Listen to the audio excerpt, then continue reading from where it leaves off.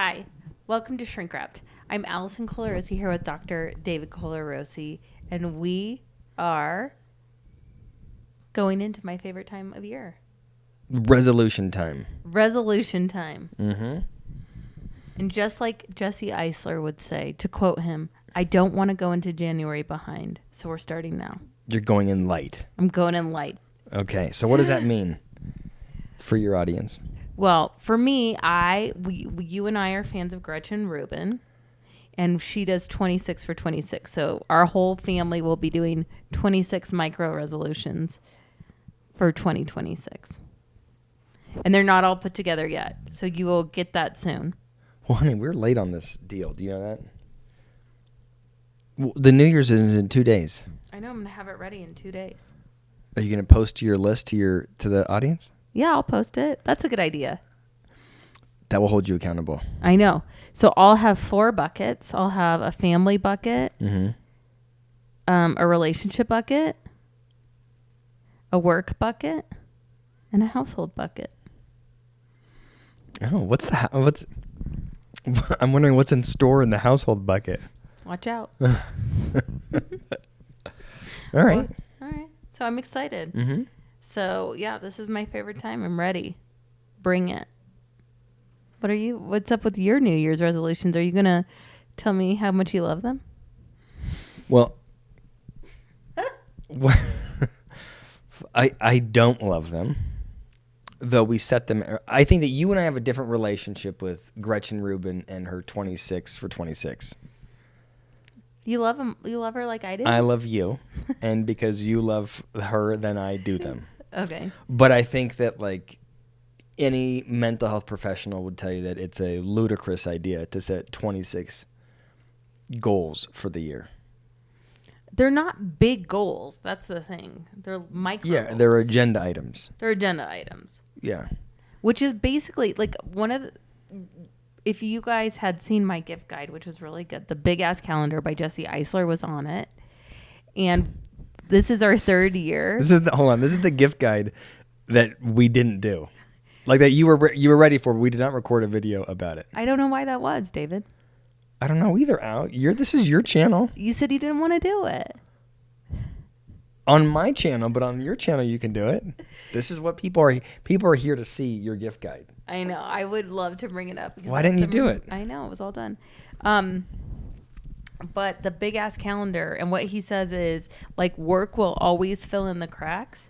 So if it's not on the calendar for your priorities like family and life and friends, then work will always fill in. So you need to put it on the calendar, which is the reason for the Big Ass Calendar, which is probably my favorite thing that we have in life. Okay, good. Yeah. Mm-hmm. Okay, let's hear your rant now about resolutions and Allison, Gretchen Rubin hold on. and Jesse Eisler, all of my goobers I follow. I think Jesse Eisler is good because Jesse Eisler has, if you look at the way he talks about how you approach the year, there's one intention, which is to attack the year. Mm-hmm. It's one intention to not be burdened by the previous year. Right. It is not about Jesse Eisler does not use his big ass calendar to give himself a lot of things that he has to accomplish, right? His intention is spend more time with family, right. Or his intention is to have more unique experiences. Mm-hmm. And then he uses the calendar to make sure that those 1 or 2 goals are met. But he's not giving himself a dozen goals. 24 goals is nuts, right? And so I would say I would differentiate that between the way he's approaching it, which is pick one thing or one kind of theme or focus area, right? And his is build your life resume, have experiences, versus what Gretchen Rubin's doing, which is I need to go to the gym more and eat healthier and visit friends more and walk my dog more and to go to the mountains more and clean my refrigerator more and do my emails earlier and get up earlier and go to bed. You know what I mean? I think you need to focus a little bit more on Gretchen Rubin because I feel like you're generalizing and missing the point. What's the point? Okay, what am I getting wrong? But just like 26 small things. It doesn't have to be like something more. It could be like this year I want a new bag and I'm going to make sure that I I'm like not good at spending money, but I know I want a new bag, so I'm going to make it a priority to buy a bag this year. You know, things like that. Well, I Just acknowledge things you that want. I am not a regular listener of Gretchen Yeah. Rubin, but I did hear her 25 and 25 speech. I think we should both hear her 26 and 26. No. Can I give you? Here's my issue. Okay. Statistically, you are far less likely to change a behavior as a consequence of a New Year's resolution than you are any other behavior change that you set or decide to make any other time of the year. You are the least likely to be successful if you set an intention or a behavior change on January 1. That's statistically true. You're least likely to do It's it? the least likely to work when you set What is the most likely to work? any other time. No. Yes. But here's the question: why? Why do you think? Why is that? Why? There's a reason. Tell me. Because you're setting whenever anybody changes a behavior, you're doing so because there's something wrong. There is some kind of distress or anxiety or negative emotion that's caused by this circumstance in your life. Mm-hmm. And so you go through this like change process. You start off where you're not. Let's just think about it like food. You start off and you're not even attending to the fact that you're eating poorly. And then one day you hop on the scale and you go like, geez, a little heavier than I thought. Moving on, you don't pay attention to it. And then you go like, ooh, my clothes are a little bit too tight. And then you go like, well, what would it be like if I actually shifted my food? What would I need to do to change how I actually eat? What are the habits I'm in? What are the chained behaviors that are leading to me eating poorly? And then you make a plan to change. And then you make the decision, today I'm going to actually do it. And you make the change. And you're anxious about the change. And you've got you work in things that you're going to do if a change goes poorly, or if it doesn't work out. You have ways to sort of maintain the change over time until eventually that change becomes part of your identity. That's like the cycle of change. Mm-hmm. What I just described, I hopefully felt laborious. Like, what a pain. Who actually does all those things? I would never do it, right? But that's how change actually happens. Yeah. So if you decide to go through all of those steps, you really want to make the change. Yes. It doesn't matter what time of the year it is. But if it's January 1 and Gretchen Rubin has said you need to make a change, and you're like, okay, this year I'm going to get my diet in order, you're less likely to follow through because it wasn't really a thing that you were focused on. It wasn't causing the distress required for the change. Well, maybe for everybody else. Okay, but for you? I feel like Does that make sense the way I'm describing that? Yeah. But where your intention is, where energy is, I feel like that is like you're putting energy to something and you're wanting it and you continuously put energy there and think about it, then change will happen. I'm manifesting it. No? That does that work for you? I feel like I've made some really good changes. Okay, what changes have you made? Well, let's revisit 25 for 25. Okay. I wanted to cook more. Mm-hmm. Or I think that was 24 for 24. I was like, I want to cook more. And I feel like that absolutely happened. Right? Or I wanted to do at least 30 minutes of fitness per day. And I feel like, yeah, I do that. Yeah, well, you always have done that. No. We've been in a relationship for, like 17 years we've been together. Yeah. You've never not worked out every day. But there's a few things that I didn't do. Wait, why are you switching on? Like you've given credit to that, to a New Year's resolution. But those did come from New Year's resolutions. Okay. Yeah. Anyway, I like it. I like to start fresh. I do like the idea of attacking like the new year. Well, I think there is a benefit. So I will say this, that I do acknowledge that even if the New Year's resolutions, it's the least likely time for them to work. It's the least likely because people are setting more intentions and they don't always want them really. And so your error rate is higher. Mm-hmm. But there is some value, I think, to finishing the year and auditing what are the things that went well and what are the things that went poorly. Mm-hmm. Right? You can do a New Year's resolution and say, here are the things I'm going to add to my world, and also here are the things that I'm going to stop doing in my. Right? You should look at it like you're an accountant and decide what's working, what's not working. Yes, I think that is like critical advice for everyone, is to do an accounting of your year. So what are things you want to stop doing that you did this year? That I want to stop doing? Oh, I know what I did last year. I stopped buying Starbucks as much. That You was on my did thing. Yes, I not. did. I agree with you that was on your list of things to do. No, I did. There's Yes, I did, because I've been making more coffee with my special milk at home. I have. Allison, I'm going to pull up your Starbucks bill right now. That's so rude. I'm just responding. It's not true. Allison. It's not, I swear. I feel like you should applaud it instead of shame me right now. I'm telling you. It's a big difference. Okay. Well, I'm impressed. Thank you. But, okay. Uh-huh. Okay, so what do you want to stop doing?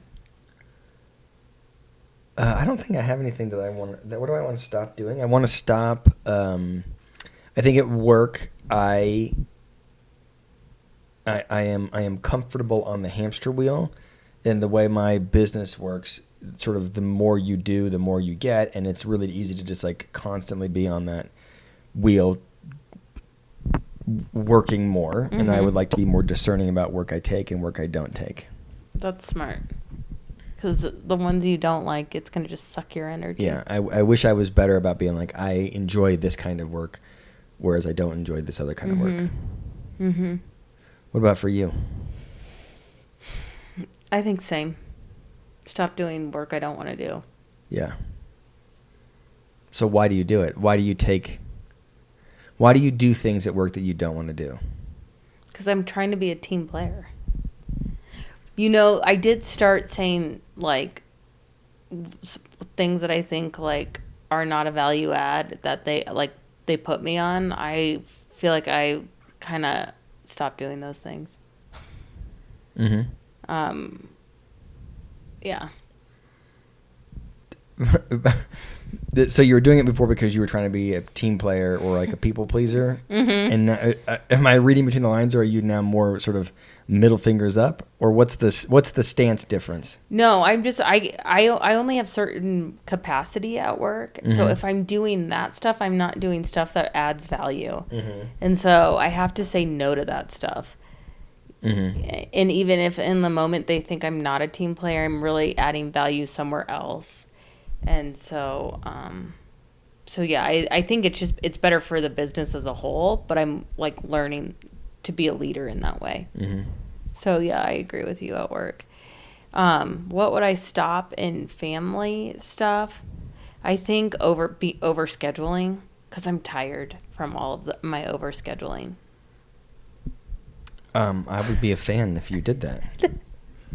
What? That would be really special for everybody if you would do that. What I want to add though more of is more shrink wrapped. I would like that also. Yeah. And I'm here for it. Can we just talk about this overscheduling with the family? Because I think that's interesting. What would stop you from doing that? Or maybe a better question is, why do you do that? Because everything seems fun. Until, like, we're in it and I'm like, this is exhausting. And there is a weird thing, like, since we live in a big city, everything sells out, you know? And so you have this weird sense of urgency. Like, I buy tickets for stuff because I know it's going to sell out. Mm-hmm. And then I'm like, oh, my God, why did I have some, you know? Mm-hmm. That's not why I thought you were doing it. Why do you? Well, first of all, let's define what we're talking about. When you say overscheduling, I think about like the kids are in 5 different sports simultaneously, and on the weekends we are doing something every single week. There's not a day that we're not doing an activity. Is that what you're referring to, the same thing? Yeah. And you do it because everything seems fun. Like you're thinking for the kids, it's fun to go do this sport and it's fun to do that sport. Mm-hmm. And I thought it was anxiety driven. What's the anxiety? I couldn't really figure it out, but I thought you were doing it because you wanted the kids to have the experience, and you're worried that if they didn't have the experience, that they'd lose the skill or be less well-rounded, or that if we didn't do things on the weekends, that the kids would be that we would. I don't know, that yet this felt like it's anxiety. Like I thought there's anxiety, like I'm missing out on something that's important. It might be that too. Like I want them to have diverse experiences and have different diverse people in their lives, not just the people at their school, you know? Mm-hmm. So it could be that. But what about you? But I'm tired. I'm taking them everywhere. But what about you wanting to do things like, I mean, every play that comes to town, the botanic gardens, the museum, the children's museum, the Museum of Nature and Science, all those activities. Well, because I like to have quality time with the kids. And so, like, when we go to plays together, you no longer get a ticket. Have you noticed?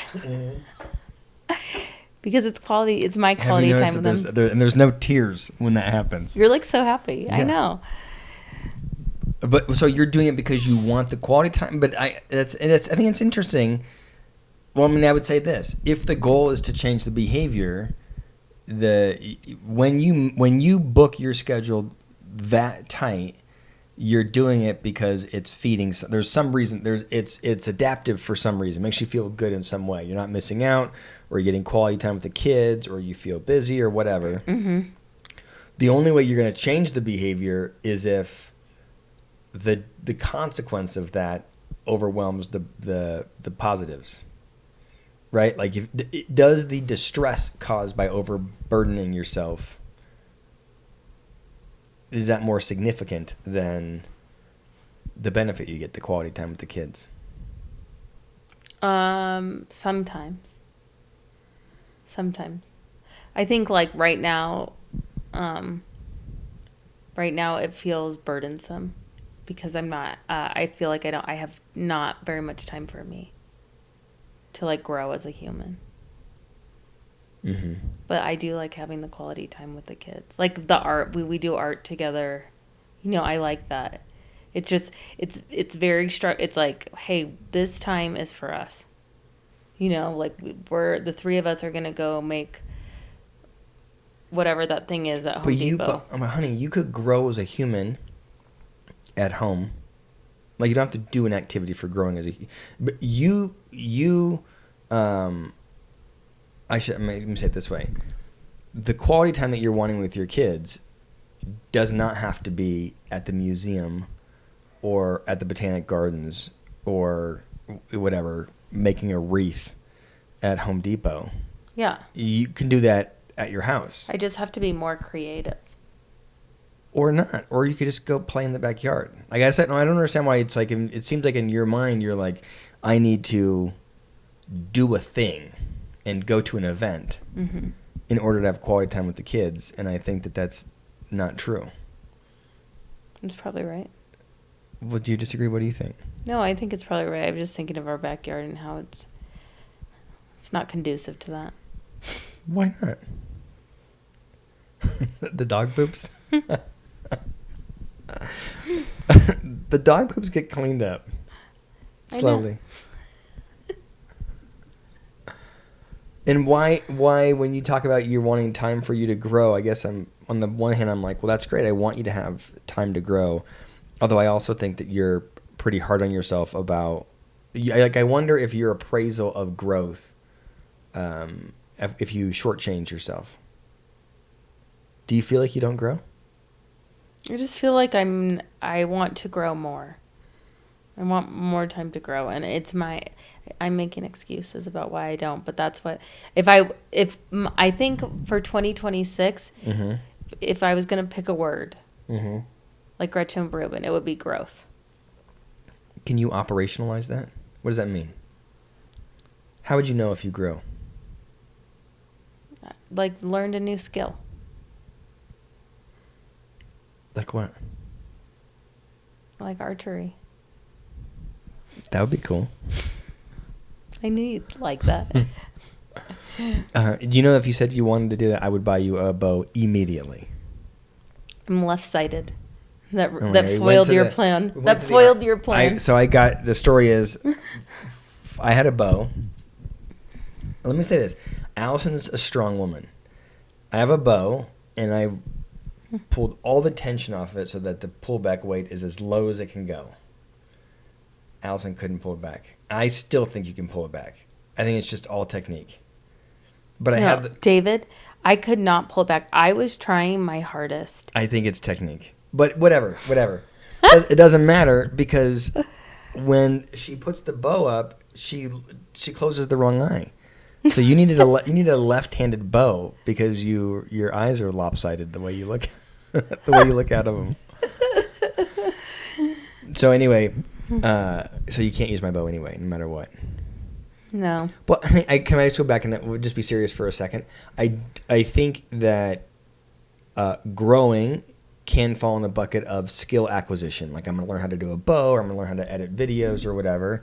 And it can also it can also be just you having time to be the person you want to be. Mm-hmm. Like enjoying yourself. I feel like if you talk about the way you're interacting with the kids, or the way that you manage like what we do as a household, it feels like there's like this push to do stuff. Mm-hmm. Like it's the tangible completion of a task means quality time or growth. And I'm not sure that either of those are true. I think you can grow without doing stuff, and you can have quality time without doing stuff. Does that make sense? Yes. Do you agree? What do you think? Yes. Do you disagree? No. I think it's just... No, I think you're right. What were you going to say?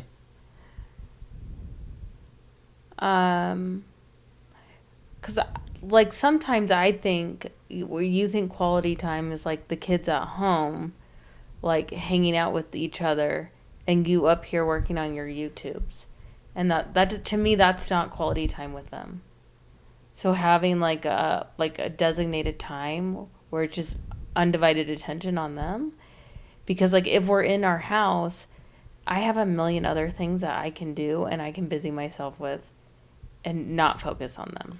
You think that unless we have a outing, that we're not able to hang out with the kids?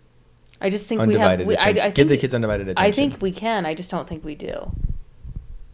I think that feels like I disagree with you, but that feels like an important like distinction.